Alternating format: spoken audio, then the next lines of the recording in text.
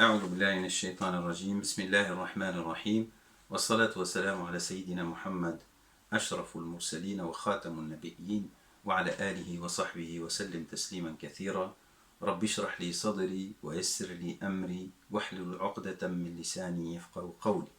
Mes chers frères, mes chères sœurs, Assalamu alaikum wa rahmatullahi wa barakatuh. Aujourd'hui, notre rencontre sera, Inch'Allah, autour d'une méditation de Ayatul Kursi. Ayatul Kursi, c'est l'un des versets de Suratu Al-Baqarah, la plus grande sourate du Coran. Dans l'ordre, ce verset est 255e. Donc c'est le verset 255 de Surat Al-Baqarah. Alors ce verset, dans les récits du prophète sallallahu alayhi wa sallam, apparaît comme un texte important. De par son contenu, ça c'est une chose certaine, selon ce que nous allons voir, Inch'Allah, et découvrir ensemble, même de manière concise, mais elle a des mérites que le prophète sallallahu alayhi wa sallam a montré, ou ses compagnons l'ont montré, et qui font que sa récitation devrait être quelque chose de régulier dans notre vie. Donc Rasulullah sallallahu alayhi wa sallam, par exemple, dans l'un de ses hadiths, dit Man qara'a ayat al-kursi fi duburi kulli salatin maktuba, donc celui qui récite ayatul kursi, donc le verset du trône, à la suite de chaque prière obligatoire, lam yamna'hu min dukhul al-jannati illa al-maut. Donc rien ne l'empêchera d'aller au paradis sauf la mort. Donc Allah subhanahu wa ta'ala lui accordera le paradis pour vous montrer à quel point cette ayah a de l'importance. Et l'importance c'est dans son contenu et dans les faits que laisse le contenu de la lecture de cette ayah, le contenu de cette ayah dans l'esprit du croyant quand il la récite, il la re-récite plusieurs fois par jour. Aussi, Rasulullah sallallahu alayhi wa sallam l'a qualifié de a'zamu ayatin min kitabillah, c'est-à-dire le verset le plus sublime du livre d'Allah. C'est dans une petite discussion qu'il a eue avec Ubay ibn Ka'b, l'un de ses grands compagnons, spécialiste d'ailleurs du texte coranique, et dans cette discussion, il lui a posé la question lequel des versets du Coran est pour toi, selon toi, le plus sublime dans ce que tu apprends.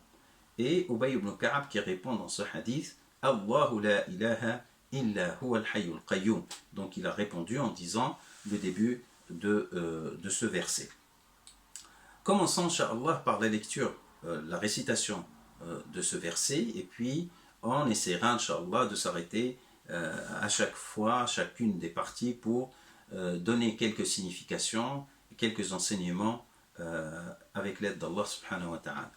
أعوذ بالله من الشيطان الرجيم بسم الله الرحمن الرحيم الله لا إله إلا هو الحي القيوم لا تأخذه سنة ولا نوم له ما في السماوات وما في الأرض من ذا الذي يشفع عنده إلا بإذنه يعلم ما بين أيديهم وما خلفهم ولا يحيطون بشيء من علمه إلا بما شاء وسع كرسيه السماوات والأرض ولا يؤوده حفظهما وهو العلي العظيم. Sadaqallahu al-azim. Donc cette ayah sublime comme l'a décrite Rasulullah sallallahu alayhi wa sallam commence par le nom d'Allah azza wa jal. Allah. Allahu la ilaha illa huwa. Et par l'attestation du monothéisme. Donc, elle commence par le nom d'Allah, le nom propre de notre Créateur, Seigneur subhanahu wa ta'ala, et il est mentionné le principe du monothéisme. La caractéristique de cette ayah, c'est qu'elle contient plusieurs attributs d'Allah subhanahu wa ta'ala. Mais elle débute par Allah. Ce qui veut dire, toute la suite, c'est une description des attributs d'Allah subhanahu wa ta'ala. Allah, donc Allah, le nom d'Allah subhanahu wa ta'ala, La ilaha illa huwa. Donc, point de divinité à part lui. Al-Hayy, le vivant. Al-Qayyum, celui qui subsiste par lui-même. La ta'khudhuhu sinatun wala nawm. La ta'khudhuhu sinatun wala nawm. Ni somnolence, ni sommeil ne le saisissent. Lahu ma fis samawati wa ma fil ard. À lui appartient tout ce qui est dans les cieux et sur la terre. Man dha alladhi yashfa'u 'indahu illa bi'idhnihi. Qui peut intercéder auprès de lui sans sa permission? Ya'lamu ma bayna aydihim wa ma khalfahum. Il connaît leur passé et leur futur. ولا يحيطون بشيء من علمه إلا بما شاء. Et de sa science, il n'embrasse rien que ce qu'il veut. وسع كرسيه السماوات والأرض. Son trône déborde les cieux et la terre. ولا يؤوده حفظهما وهو العلي العظيم. Dont la garde, la conservation ne lui coûte aucune peine. Il est le très haut, le très grand. Donc vous voyez, du début jusqu'à la fin, ça parle d'Allah subhanahu wa ta'ala. Donc, Allahu la ilaha illa huwa. Donc, elle a commencé par la mention de At-Tawhid, du monothéisme. Point de divinité à part lui. Et tout ce qui va suivre, donc, nous parle d'Allah subhanahu wa ta'ala. Ça, c'est la première expression. Une expression qui fonde notre foi. Il n'y a pas de Dieu, de divinité, de créateur, ni d'être adoré à part Allah subhanahu wa ta'ala. On ne croit qu'en lui et on n'adore que lui. Il est décrit par le mot Al-Hayy, qu'on traduit par le vivant. Alors ce mot Al-Hayy, qui attribue la vie à Allah subhanahu wa ta'ala, la vie dans sa perfection, c'est-à-dire comme tous les attributs d'Allah subhanahu wa ta'ala, il n'y a aucune imperfection dans les qualités d'Allah azza wa jal. Il est dit Al-Hayy, le, avec Al au début, donc le, pour dire que cette qualité est une qualité de perfection et exclusive à Allah subhanahu wa ta'ala. Il est le vivant, absolument vivant, et c'est lui qui donne la vie aux autres. Toute autre vie émane de son existence et de sa force créatrice, subhanahu wa ta'ala. Aussi, il est dit Al-Hayy en opposition avec toutes ces divinités qui, en vérité, dépendent de leur existence ou dans leur existence du Créateur. Tout est créature d'Allah subhanahu wa ta'ala. Et plus particulièrement, ces idoles qu'adoraient les gens à l'époque du prophète, alayhi salatu wassalam, qui étaient inertes, muets, sourds, et pourtant, les gens les adoraient. Le même ou la même chose se passe à toutes les époques. Les gens prennent des divinités qui sont donc dépendants et qui dépendent d'Allah subhanahu wa ta'ala et dépendent même de l'être humain, c'est lui qui les crée et après ils commencent à les adorer. Le deuxième attribut, Al-Qayyum. Donc le mot Al-Qayyum veut dire entre autres celui qui subsiste par lui-même. Il ne dépend de personne. Mais aussi, c'est grâce à lui que subsiste toute chose. Et toute chose est sa création. Tout ce monde dans lequel nous existons dépend d'Allah subhanahu wa ta'ala. C'est lui qui l'a créé, c'est lui qui le maintient, c'est lui qui le gère. Subhanahu wa ta'ala. Il ne l'a pas seulement créé, mais il le gère. Subhanahu wa ta'ala. C'est sous sa bienveillance, sous sa volonté, sous son autorité, sans aucune faille. Alors que Allah n'a besoin de personne. Il n'y a rien dans ce monde qui ne dépend pas d'Allah subhanahu wa ta'ala, dans sa subsistance et dans son existence. Et la subsistance, c'est tout élément qui nous permet d'exister et qui nous permet de vivre. C'est lui qui maintient l'air que nous respirons. C'est lui subhanahu wa ta'ala qui maintient tous ces appareils qui constituent notre organisme en fonctionnement et qui nous permettent la vie. Et cela nous pouvons le constater. Ce n'est pas nous qui détenons tout cela. C'est Allah subhanahu wa ta'ala. Ça nous dépasse. Et c'est lui qui s'occupe de tout un chacun dans ce monde, de toute chose, quelle que soit minime dans ce monde-là. Et on sait que la création d'Allah subhanahu wa ta'ala est illimitée entre le visible, l'invisible, le matériel et l'immatériel, l'énergie, ainsi de suite. Toutes ces choses qui composent l'existence dépendent d'Allah subhanahu wa ta'ala sans cesse. Allahu la ilaha illa hu. Dieu ou Allah, point de divinité à part lui, Al-Hayy, le vivant, le subsistant, donc il subsiste de lui-même, et toute subsistance d'autrui dépend de lui subhanahu wa ta'ala sans faille et sans cesse. La ta'khudhuhu sinatun wa la nawm. Ni somnolence, ni sommeil ne les saisissent. Donc, c'est une autre qualité qui émane et qui est liée au fait qu'il soit le subsistant, qu'il soit le gérant de ce monde, celui qui gère toute chose dans cette existence. Donc, il est normal, il est tout à fait logique que cet être-là sublime, Allah subhanahu wa ta'ala, ne soit atteint par aucune absence, par aucune faille, par aucune négligence. Et l'expression utilisée ici qui décrit Allah subhanahu wa ta'ala, par laquelle Allah subhanahu wa ta'ala lui-même se décrit, il n'est atteint ni par la somnolence, ni par le sommeil. Subhanahu wa ta'ala. La ta'khudhuhu sinatun wa la nawm. Lahu ma fi samawati wa ma fi al-ard. À lui appartient tout ce qui est dans les cieux et sur la terre. Et là, une petite précision. Lahu ma fi samawati wa ma fi al-ard. Si on traduit de manière précise cette expression, à lui et à lui seul appartient tout ce qui est dans les cieux et sur la terre. C'est le cœur du tawhid, du monothéisme, parce que avec Allah subhanahu wa ta'ala, il n'y a personne qui partage cette autorité. La force de la création, la domination de ce monde appartient exclusivement à Allah subhanahu wa ta'ala. Donc, lahu ma fi samawati wa ma fi al-ard. Tout ce qui existe dans les cieux et dans la terre, toutes les créations.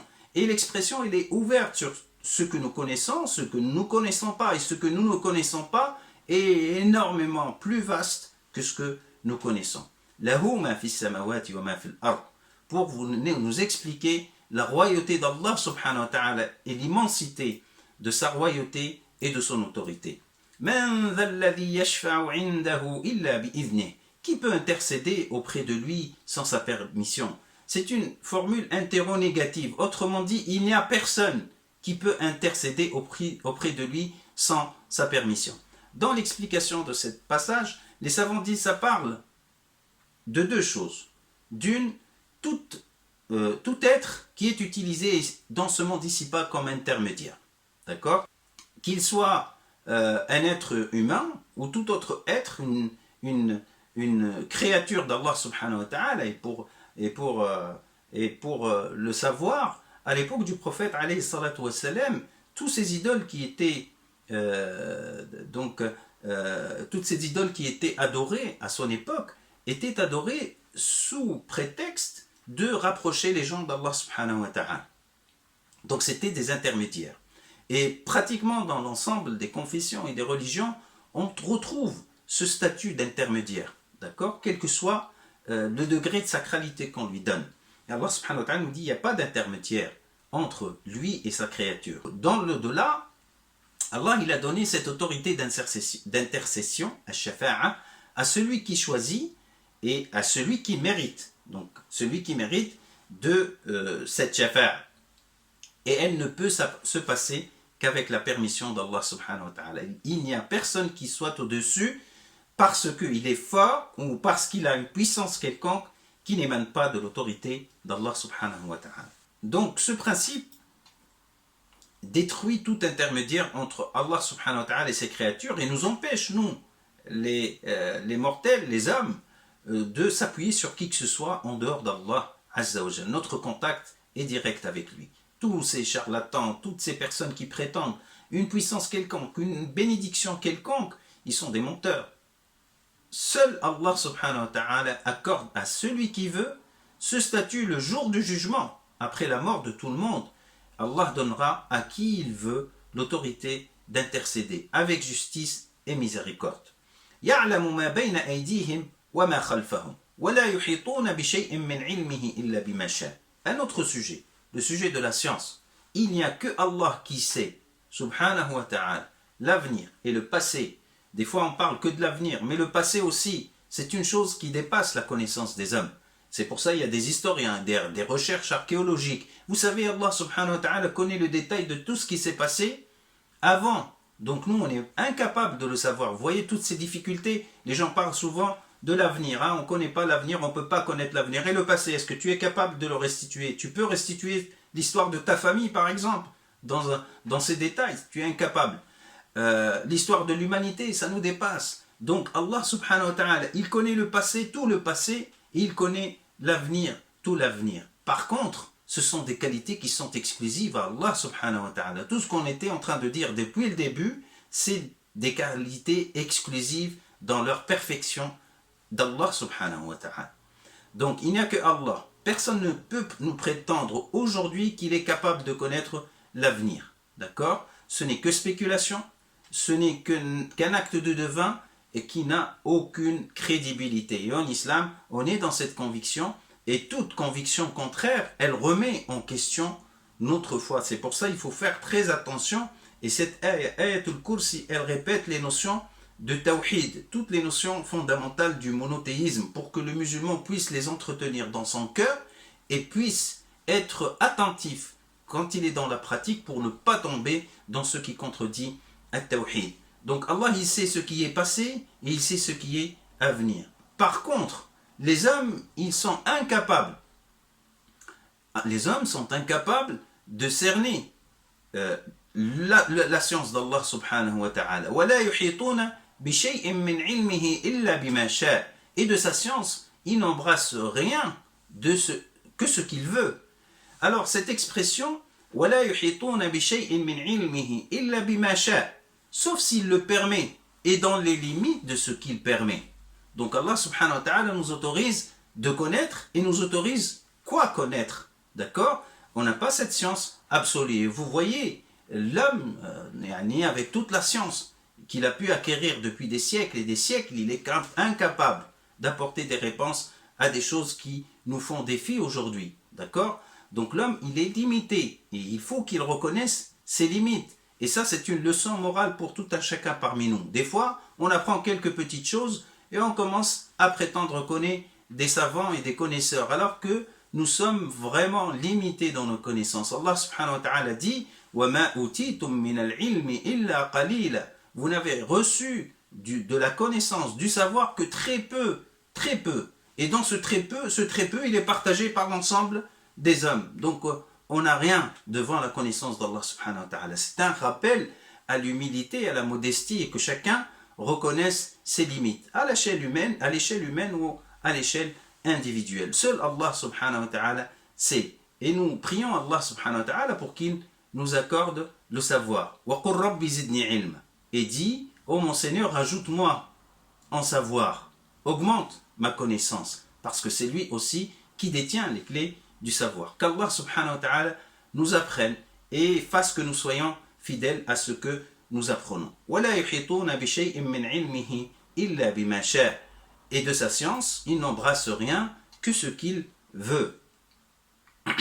وَسِعَ كُرْسِيُّهُ السَّمَاوَاتِ وَالْأَرْضِ. Son trône déborde les cieux et la terre. Son trône s'étend sur les cieux et la terre. Tout à l'heure, donc, il disait, subhanahu wa ta'ala, lahu ma fi samawati wal ard. Tout ce qui est dans les cieux et dans la terre appartiennent à Allah subhanahu wa ta'ala. Maintenant, les cieux et la terre font partie de sa royauté subhanahu wa ta'ala. Ce n'est qu'une partie de sa royauté, comme il est expliqué dans les différents récits, comme il est dit dans le Coran al-Karim. La royauté d'Allah subhanahu wa ta'ala, seul Allah subhanahu wa ta'ala la connaît. Et nous, de ce qu'on sait, on connaît la terre, on connaît un peu les cieux, et sachez, comme le dit le verset, que tout cela est contenu dans la royauté d'Allah subhanahu wa ta'ala et le pouvoir d'Allah subhanahu wa ta'ala. Donc tout ce que contiennent les cieux et la terre, et les cieux et la terre, tous entièrement sont la royauté d'Allah subhanahu wa ta'ala, ou une partie de la royauté d'Allah subhanahu wa ta'ala. Dernière partie, وَلَا يَؤُودُهُ حِفْظُهُمَا وَهُوَ الْعَلِيُّ الْعَظِيمُ. Alors pour tous ceux qui prétendent qu'Allah subhanahu wa ta'ala n'est pas infiniment capable, n'est pas infiniment puissant, n'est pas infiniment créateur, subhanahu wa ta'ala, Allah nous apprend que ces cieux et ces terres, et tout ce que vous imaginez, tout ce que nous imaginons de sa création, et tout ce que nous ne nous imaginons pas de sa création, ne lui coûte aucune peine. Allah subhanahu wa ta'ala n'est atteint par aucune fatigue. Il n'a pas un moment de répit. Il a dit plus avant, La ta'khudhuhu sinatun wa la nawm. Allah subhanahu wa ta'ala, il n'est jamais atteint ni par la somnolence, ni par le sommeil, subhanahu wa ta'ala. Parce que dans la création, il y a des créatures qui dorment pas vraiment, ou qui dorment, mais ils n'ont pas de somnolence, d'accord? Ou ils ont des moments somnolence, subhanallah, qui compensent le temps du sommeil. Donc il dort pratiquement que très peu, et sous forme de petites absences. Mais Allah subhanahu wa ta'ala, il n'est jamais atteint, ni par la somnolence, ni par le sommeil.